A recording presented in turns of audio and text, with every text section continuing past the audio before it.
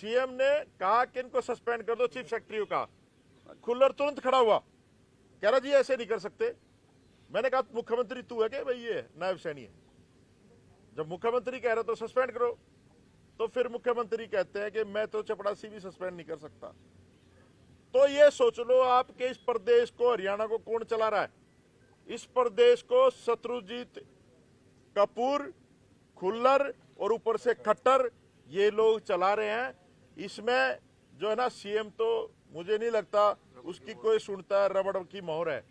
और बहुत ज्यादा चर्चा हुई, उसके बाद उन्होंने कन्विंस करना चाहा, अठावले साहब को कन्विंस करना चाहा कि आप उस परिवार को मना लो, आप चले जाओ, हम लोग जो है पोस्टमार्टम के बाद, अंतिम संस्कार के बाद कार्रवाई कर देंगे। और इतना घटिया आदमी मैंने नहीं देखा। जो ये खुल्लर था उसने तो ऐसी बात कही, मैं आपको बताऊंगा, आप लोग भी ऐसे आदमी पे थूकोगे। उसने कहा कि हमें क्या पता ये मर्डर है, सुसाइड है, AK-47 से गोली मारी है, किससे मारी है। तो ये इतने असंवेदनशील लोग हैं कि ये लोग उस शहादत का मजाक उड़ा रहे हैं। तो आप लोग समझ लो कि जब मुख्यमंत्री आपको फेस नहीं कर पा रहा तो कसूर किसका है? ये जो सरकार है ये डमी सरकार है, केंद्र से ऑपरेट हो रही है।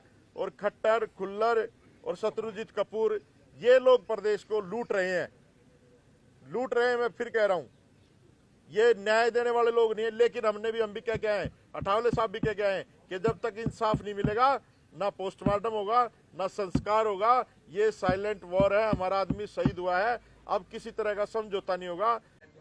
देखिए, पहला कैबिनेट मंत्री है जो यहाँ पर दुख साझा करने आया है, ठीक है, और जाकर के सीएम को डांटने का भी काम किया है, उनको कहने का भी काम किया कि आप जो न्याय दीजिए।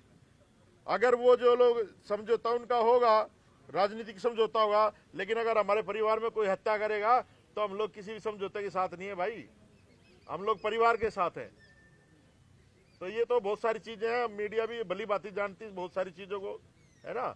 आप लोग जो है ना, पत्रकार सबसे जागरूक और फौजी होता है, आप लोग देश को बचा सकते हो, हरियाणा को न्याय दिला सकते हो आप लोग। मेरा तो हाथ जोड़ के निवेदन है कि नायब सैनी साहब, ये गरीब गुरबा समाज है, इसको न्याय दे दो। और ये जो हमारे मंत्री भी उल्टा सीधा बोलते हैं, बेदी, कृष्ण पवार, कृष्ण बेदी, इनसे भी निवेदन है कि आप लोग भी गलत न्यूज छोड़ना बंद कर दो, शर्म करो, इन लोगों ने आपको भेजा है।